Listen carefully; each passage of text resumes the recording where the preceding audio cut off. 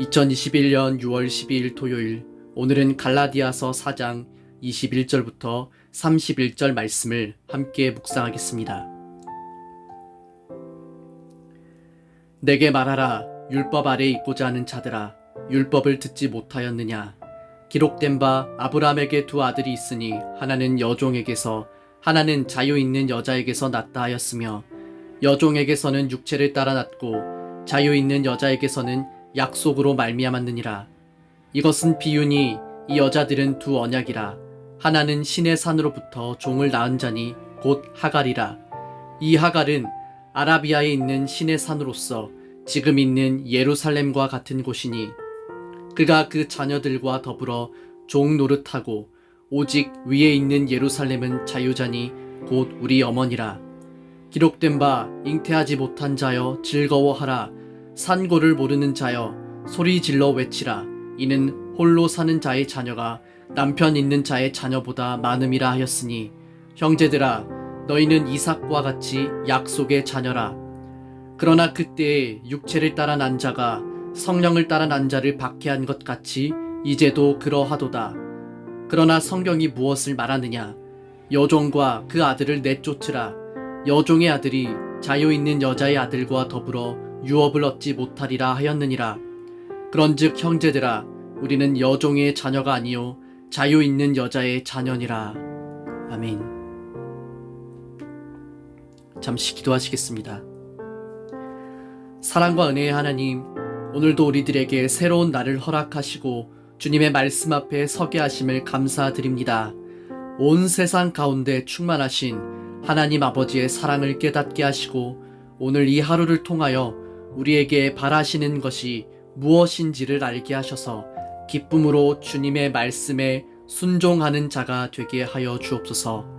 예수님의 이름으로 기도드립니다. 아멘.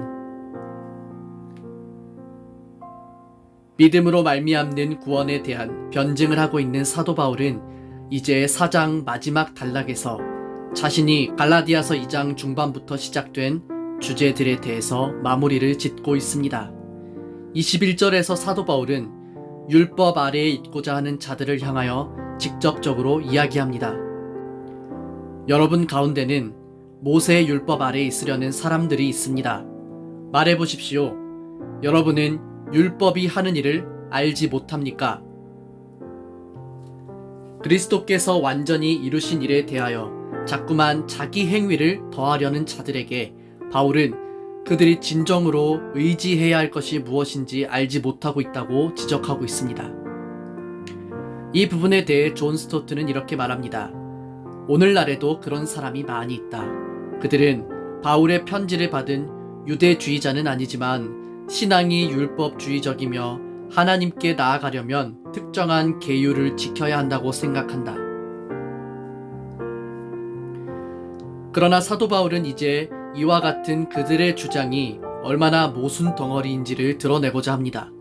그래서 바울은 그들에게 하갈과 사라에 대한 이야기를 시작한 것입니다. 아브라함에게 두 아들이 있으니 하나는 여종에게서 하나는 자유 있는 여자에게서 났다.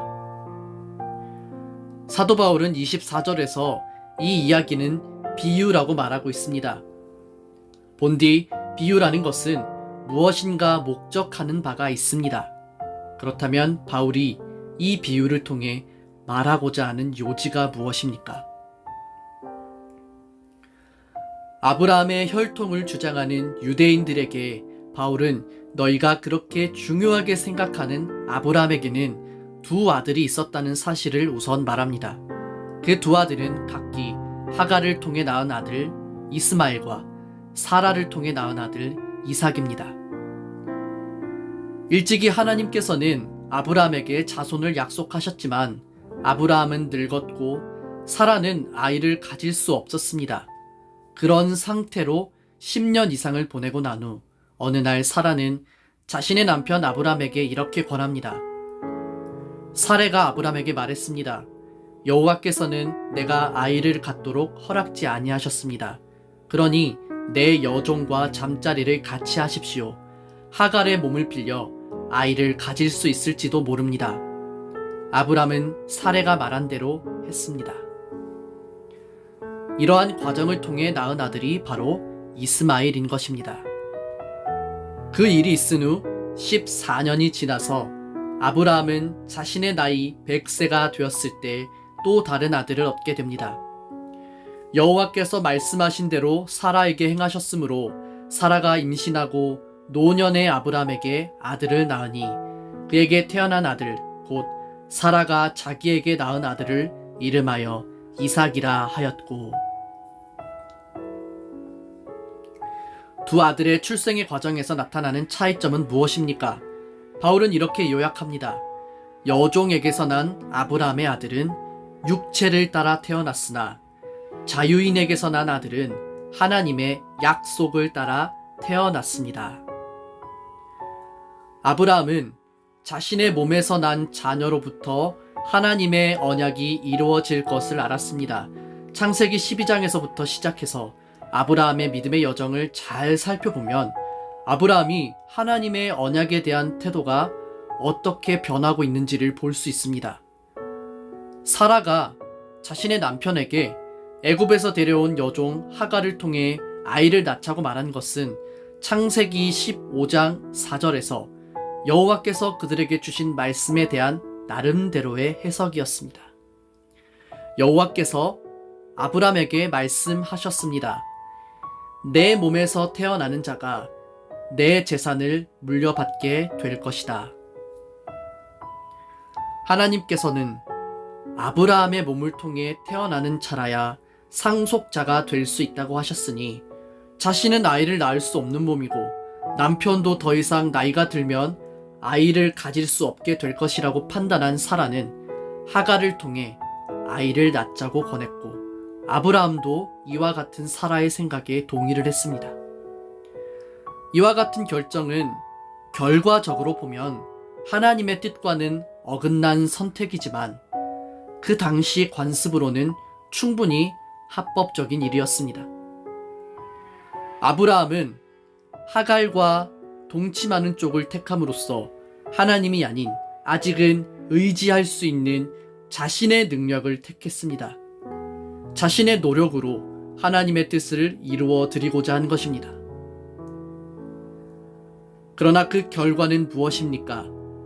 그들은 하갈을 통해 이스마엘이라는 아들을 얻었지만 이것은 아브라함 집안의 갈등과 반목을 일으켰습니다. 하갈은 임신하지 못하는 자신의 주인 사라를 업신여겼고 사라는 그러한 하갈을 질투했습니다.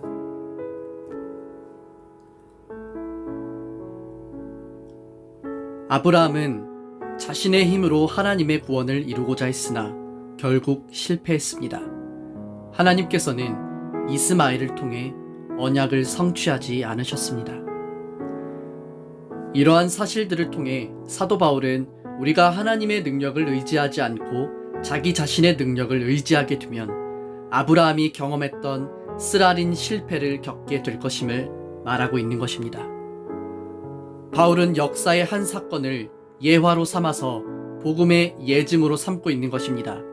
이런 관점에서 바라보면 하갈의 아들 이스마엘은 인간의 노력과 행위로 얻으려는 구원을 나타내고 사라와 이삭은 하나님의 은혜를 의지하여 말미암는 구원을 대변하는 것입니다. 본디 복음이란 스스로 의로워지기 위해 노력하지 않는 것입니다. 성경이 말씀하시는 복음은 하나님께서 우리를 위해 하실 일들을 믿고 그를 의지하는 것이란 말입니다. 그러한 맥락에서 사도 바울은 갈라디아 교회를 향해 너희 구원을 이루기 위하여 진정으로 해야 할 것은 너희 자신의 행위 곧 너희가 의로워지기 위해 했던 행동들을 주목할 것이 아니라 하나님께서 예수 그리스도를 통해 이루신 일들을 바라보아야 한다고 말하는 것입니다. 그러므로 사도 바울은 말합니다. 이 하갈은 아라비아에 있는 시내 산과 같으며 지금 이 땅에 있는 예루살렘 성과 같습니다. 그 성도 종이며 그 안에 있는 모든 사람 곧 유대인들도 율법의 메인 종입니다. 율법 아래에 있다는 것은 곧 그들이 자신의 노력으로 구원을 이루고자 했던 아브라함의 헛된 노력과 같은 것입니다. 율법의 행위로는 우리가 결코 구원을 이룰 수 없으니 이것은 또한 하나님의 은혜 밖에 있다는 사실을 의미합니다.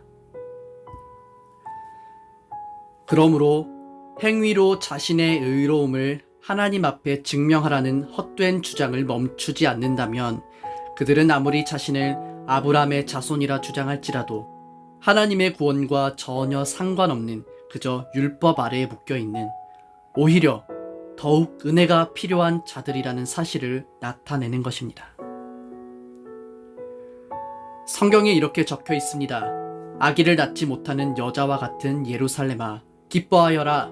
아기를 낳는 고통을 느껴보지 못한 예루살렘아, 노래하며 외쳐라. 남편이 있는 여자보다 내 자녀가 더 많을 것이다. 바울은 여기서 또 다른 구약의 말씀을 인용하고 있습니다. 바로 이사야 54장 1절의 말씀입니다. 이 말씀은 바빌론의 포로로 끌려간 유대인들을 향해 주신 말씀입니다. 그들은 이제 모든 것이 끝났다고 생각했습니다. 아무것도 할 수 없다고 스스로 무기력감에 빠져 있었을 때 하나님은 선지자 이사야를 통해 그들을 구원하여 주실 것을 말씀하신 것입니다. 참으로 하나님의 은혜는 우리가 스스로 무력할 때, 아무것도 할 수 없을 때 더욱 강하게 우리들의 삶을 통해 나타납니다. 하나님의 은혜는 겸허하고 겸비한 자들에게 강력하게 임합니다. 그러나 스스로 강하다고 믿는 자, 스스로 지혜롭다고 믿는 자는 자기 자신을 의지하기 때문에 하나님의 은혜와 동떨어진 삶을 살아가는 것입니다. 사라는 임신을 할 수 없는 몸이었고 심지어 그녀가 이삭을 가지게 되었을 때 이미 경수가 끊어진 상태였습니다. 도무지 불가능한 상태였다는 것입니다. 그러나 하나님의 은혜는 이렇게 불가능한 상황 속에서 온전히 아브라함과 사라에게 임하였습니다. 그러므로 이 말씀 앞에서 하나님께서 오늘 여러분에게 주신 구원에 대해 깊이 묵상해 보십시오. 거기에 어떤 나의 공로가 있습니까? 있을 수가 없다는 것입니다. 하나님의 은혜는 하갈이 아니라 사라를 통해 나타났습니다. 도무지 불가능한 상황 속에서 하나님은 자신의 역사를 이루어 가셨습니다. 복음은 하갈과 사라의 비유를 통해 하나님의 은혜는 출산의 능력이 있는 하갈이 아니라 사라처럼 잉태할 능력이 없는 자를 위한 것이라 말하고 있습니다. 형제들이여, 여러분은 이삭과 같이 하나님의 약속을 따라 태어난 하나님의 자녀입니다. 사람의 방법으로 태어난 아들이 성령의 방법으로 태어난 아들을 괴롭혔듯이 지금도 그렇습니다. 바울은 갈라디아 교회 성도들을 향해 이룰 수 없는 상태에서 하나님의 은혜로 말미암아 구원받은 당신들이야말로 진정한 아브라함의 자손이며 또한 하나님의 자녀라고 말합니다.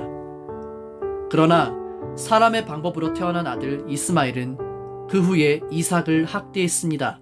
바울은 이러한 일들을 통해 지금도 사람의 방법으로 태어난 자들이 성령으로 태어난 자들을 핍박하고 있다고 말합니다. 예수님 당시의 유대 종교 지도자들은 율법 아래에서 하나님의 은혜로 오신 예수 그리스도를 거부하고 끊임없이 그를 반대했습니다. 결국 그들의 손에 의해 예수님께서는 십자가에 못 박히신 것입니다. 뿐만 아니라 이 일은 현재 갈라디아 교회에서도 일어나고 있습니다. 율법을 의지하는 거짓 교사들에 의해 복음 안에서 주어지는 자유가 무너질 위기에 처한 것입니다. 참된 복음에 입각하여 바라볼 때 우리들의 신앙을 가장 위협하는 것은 불신자들이 아니라 소위 믿는다고 말하는 종교주의자들입니다.